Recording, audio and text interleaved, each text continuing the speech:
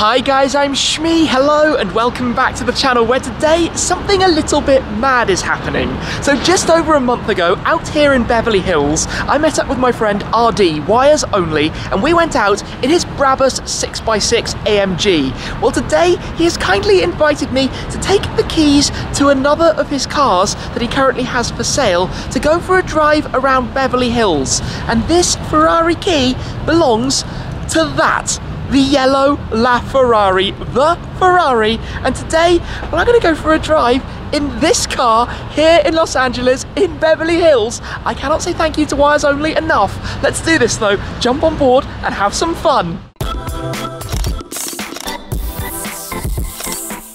I am slightly questioning this right now, but clearly in front of me here is a LaFerrari and in my hand is a Ferrari key, and just to check, this is definitely the key for that car, the Ferrari Hypercar. LaFerrari, in fact, in Italian literally means the Ferrari. So when I call this the LaFerrari, that is technically wrong. It is the Ferrari if I say it that way. But of course, this, codenamed the F60, was the follow-up to the Enzo, the F50, the F40, the 288 GTO, Ferrari's latest hypercar, their first hybrid with 963 horsepower. Back here, you've got a 6.3 litre naturally aspirated V12. You've got a KERS system like in Formula 1 for 963 horsepower. That number is huge. You can actually drive the car ever so slightly in electric mode, which you don't often see. It's kind of a fun thing, basically for maneuvering, parking, if you're washing the car, if you're putting it away in a parking space, that kind of thing. But look at this in the sunshine. The Giallo paintwork, the yellow paintwork with the black canopy for the roof cabin area, the door mirrors that stick out kind of a little bit like insects, but just looking, I think, so unique in its overall design. The LaFerrari is instantly recognizable. Also works perfectly with the black wheels, the yellow calipers, all the exposed carbon for the lower sections. Of course, the whole body is carbon, the frame, the carbon fiber tub, all carbon fiber everywhere. This car though, attracting the bugs, as you can see a little insect crawling on it right here. Also in the interior, the yellow piping that goes around the seats, the black leather. The seats are actually completely bolted into this carbon tub. You pull that lever, which moves the pedals forwards and backwards, and of course you can adjust the steering wheel, but everything about it is just, well, LaFerrari. The word says it all. Let me take a step then inside the car very quickly here, and we are in the center of Beverly Hills at the moment. The key just goes in here to the side, and we can fire it into life, which you do by about a turn, button just here, take a listen. Oh, the V12 comes into life. Okay then, this is actually happening. I think this is going to be fun. A drive in Beverly Hills in Wires Only's LaFerrari. Let's do it!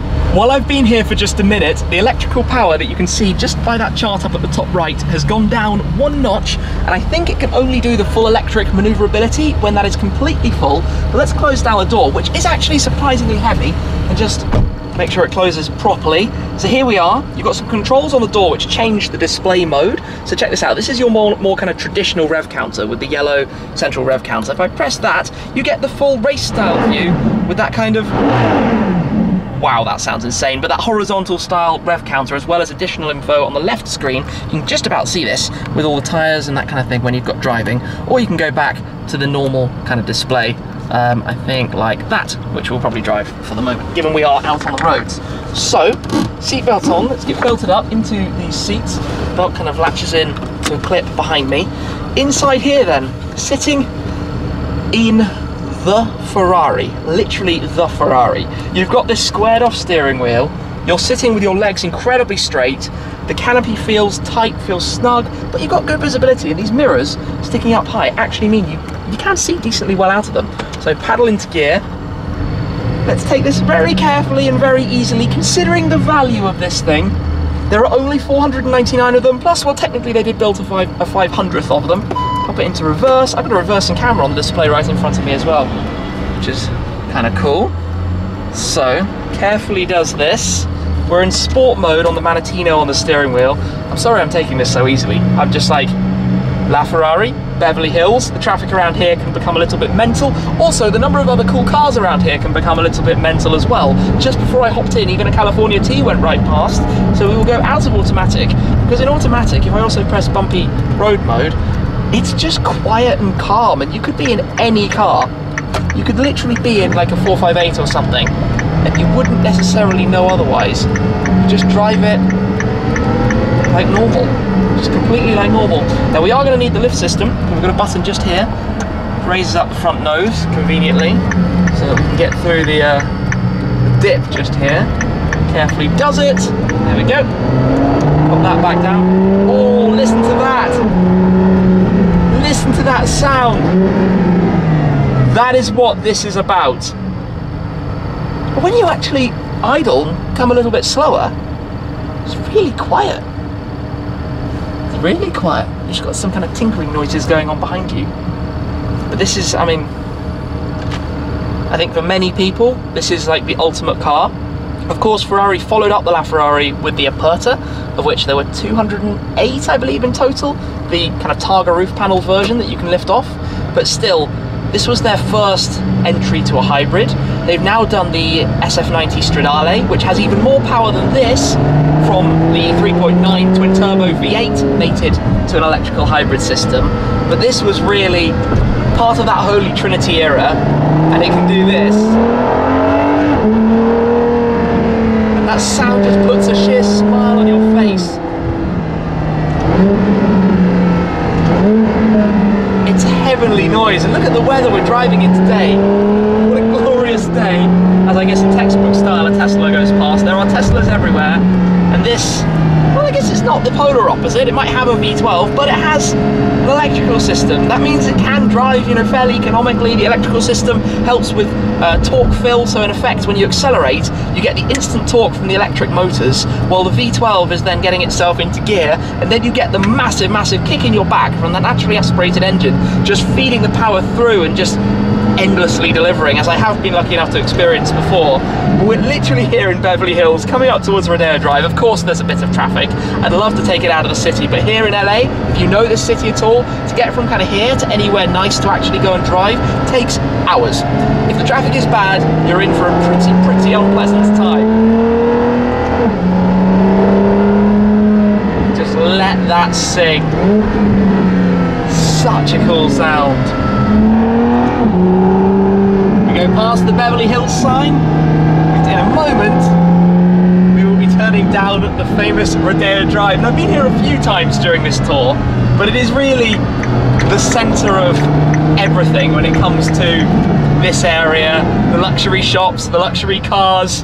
And yes, we do have to sit in a little bit more traffic, but it'll be interesting to see the kind of reactions this car garners, because I've spotted already it's not exactly discreet. It's a bright yellow, very low, wide and long Ferrari. It's not the kind of car to hide in, and I can't actually believe that I'm driving here in Beverly Hills in Wires Only's LaFerrari. This is a little bit surreal at the moment, just a little bit. And in traditional Beverly Hills style, we are facing a Rolls-Royce. Rolls-Royces are absolutely everywhere. Here we are then, turning onto Rodeo Drive.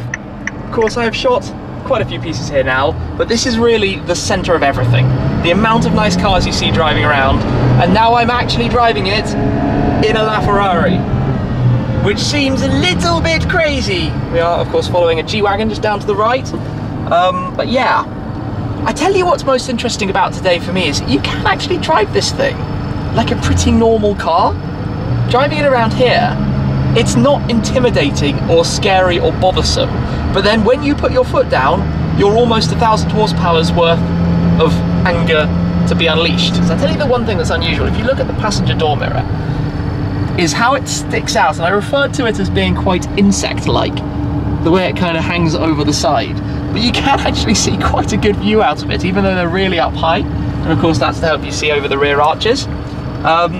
But yeah, everything you're looking at inside, all the carbon, all the Alcantara for the dashboard, the Ferrari badge just here is very nice. You've got the USB plug down here, which is actually for your track telemetry. If you want to plug in a USB stick here, you get all the data when you're out on the track, and you've got the car set up for the full race mode. And of course, you've got everything in here, like the map and navigation is all controlled through the driver dashboard. Sounds just so epic.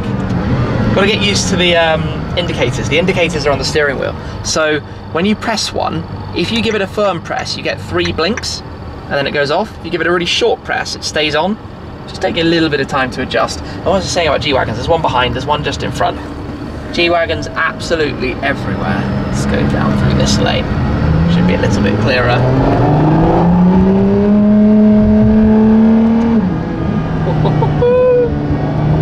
What a sound.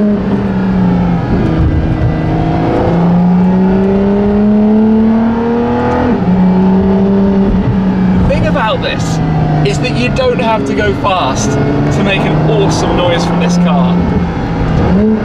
This is where we go back up rotator drive then, just to see what happens, just to see what it's like, see if we manage to capture any crazy reactions, although it does seem really quite quiet today and quite peaceful. But hey, it's not every day that you're cruising around here in a car like this, right? So might as well enjoy it. Spot some cameras there, of course. And again. The thing with a car like this is that even a photo just being taken there, I know this is a massively poserish thing to do, if I can say, but out here, you just see people smiling. People really enjoy cars like this. And again, just camera phones popping on out. It just puts smiles on people's faces. And that's what's so, and Urus just went past up at the top. That's what's so enjoyable about it. It just makes everyone, look again, off to the right, more camera phones taking the pictures of the car. Cars bring people together out here in a way that I swear they just can't do over in Europe. It's really cool to see and really quite fun. The best thing about all of these stop signs is that in a car like this, of course, you come to your stop and then you've got an open road in front of you and you get to do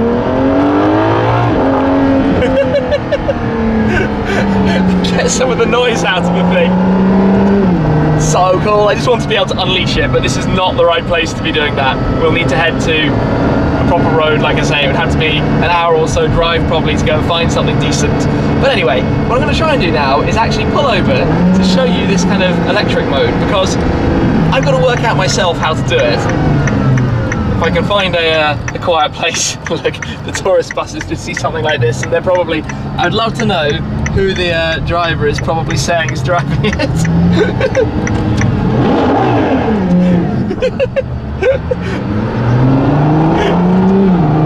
It's just a bit of fun. They were all smiling. So let's head back in. This junction is carnage. This junction is absolute carnage.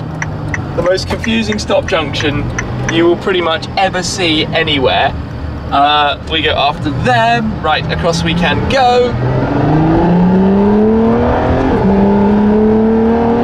What a beautiful road though. Palm trees everywhere, sunshine. I love it. So, you know what? I think this might be the place for me to pull over then to give you guys a demonstration of this, or to see if I can make it work. So we will pull into the curb just here then. This is experimentation as I go. So let's turn the car off, handbrake on, obviously turn the key. We're off, it's that easy, into quietness. Then you would put the key in, turn it, and I think it should tell us that we have silent start available, as you can see just there. So silent start is available. So start it up, and I think we can go, how do we do this? Into gear, nope, literally learning as we go. We don't want that right now. There we go, hold, EP is what it says, electric park mode. And then I think you literally put it into gear, yep, electric 1. And there you go. Silently driving in a LaFerrari.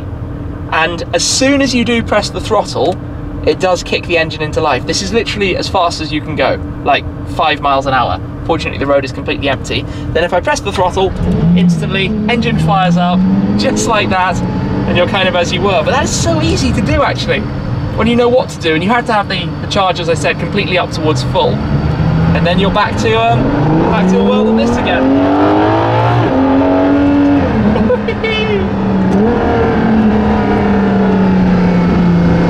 I really like this car. I really, really like this car a lot. Now that I'm just driving it, and I guess the kind of living with style, experiencing what it's like to use it and how easy it is. Yes, I know what it can also do, and that's a lot, by the way. I have pulled over for a moment because there are a few more things that I would like to show you about the LaFerrari, but one thing that I neglected to mention earlier on are the wheels that are on this car. Of course, they are not the standard original wheels. These are Vossen MX2s. I have to say, they suit this car incredibly well. They basically fit in absolutely perfectly. I think they're a great combination being worn on it. Now, if you open up the door, there are a few things that you can open and show about the LaFerrari. The first is that here you can release the rear engine bay and kind of have a better look at this, which is such a fantastically beautiful thing. Ferrari just do this magnificent work when it comes to engine bays. The way they line them with carbon fibre, in the case of this having the red stripe running up the centre, and also of course the fact that you can see the electrical system tucked in there around to the side as well. I think it's just a stunning presentation and a really, really smart overall look. Drop that down to close it back and lock it into place. Then here you have a number of things you can open. The front, which has a very intriguing storage mechanism. You've got the fuel cap and you've got the hybrid filler. Now those are actually on the opposite sides from one another. So of course on the left side here you have the normal fuel filler as you'd expect, and then mirroring it over on the other side is where you plug the car in. Just under here you release this rubber cap, open it up, and you plug in the charging unit, which you can store away in the front of the car. So I've just opened this up. You wouldn't think there's going to be any storage in here when you look at the size of those vents and fans that you have at the front. Catch just there to open this up. Then just behind you have this additional carbon fibre area which you can literally just fold open, and you have a small amount of storage space just up here at the front of the car, which is perfectly sized to fit the electrical charger. You've also got the centre locking key here, which you can open up. You've got an Allen key, a few tools and bits and pieces as well stored around, but all of that does get quite warm, I have to say. But even here, satin carbon fibre, all for the internal components. Of course, the Rora, I think, carbon for the bodywork. We can close this back down, just put it into place, give it a click, and that is back down. The front of the car, incredibly striking. Just the way it has that kind of T down to the ground, spreading out around to the sides. Of course, lots of intakes for airflow managed through the car. Fairly distinct Ferrari style lights from the 458s, 488s, etc. The way they come in and go up over towards the arches. But the sculpture and bodywork around here is just magnificent. The shapes of it all, the dynamic styling and sense that it gives you when you're looking at it. It's just a really, really, I think, iconic car. Clearly this will be one for the future. The first Ferrari hybrid, that's the direction we're heading in, but still with a V12.